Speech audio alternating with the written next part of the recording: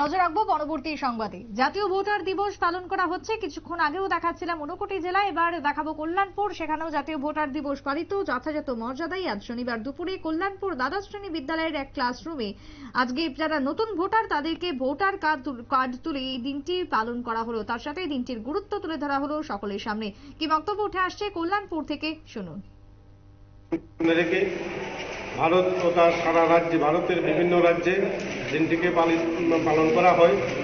আমরা বেশ ধারণ করি এবং স্বচ্ছ ভোট এবং কোনো প্রকারের প্রলোভনে আমরা পা না দিয়ে গণতন্ত্র রাষ্ট্রে গণতন্ত্রাধিকার প্রয়োগ করার ক্ষেত্রে আমরা ভোটদানে অংশগ্রহণ করি। তো এই হিসাবে এই দিনটিকে আমরা জাতীয় ভোটার দিবস হিসাবে পালন করি।